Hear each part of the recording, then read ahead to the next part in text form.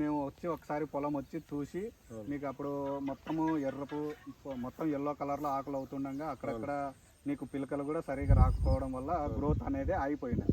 మేము వచ్చి చూసిన తర్వాత మీకు ఇవి వీజో మ్యాక్స్ వీజోల గురించి చూపించామన్నమాట. ఎట్లా వాడే పద్ధతి, దానికి యూజెస్ ఏంటి, ఉపయోగాలు ఏంటి అనేది మీకు చెప్పినాము. చెప్పిన తర్వాత మీరు వాడినారు. దాని అనుభవము మీరు వాడిన తర్వాత దాని అనుభవం అంటే ఎట్లా మీరు దాని గురించి ఏం చూసినారు, ఏం అబ్జర్వ్ చేసినారో ఒకసారి మీ మాటల్లో తెలుసుకుందామన్నా.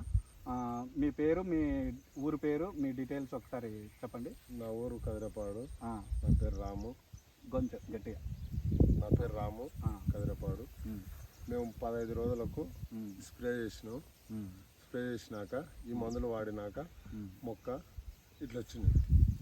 వాడక ముందుకు వేరే ఉన్నది. వాటి గురించి ఒకసారి ఇట్లా ఎట్లా అంటే ఇది ఎప్పుడైనా నేను ఇంతవరకు చేసినప్పుడు ఇది మంచిగా రాకుంటుండే.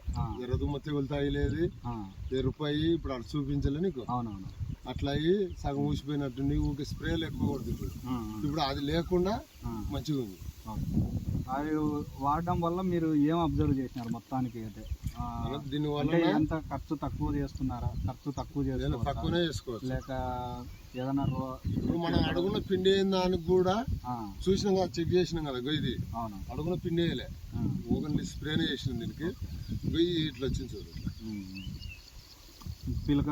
పిలకలు ఎక్కువ రావడం కానీ ప్లస్ పిలకలు మంచిగానే ఉన్నాయి. చెప్పేది అంటే ఇంకా ఇంతకు మించి ఇంకా పెద్దగా ఉంటుంది. అవునవును.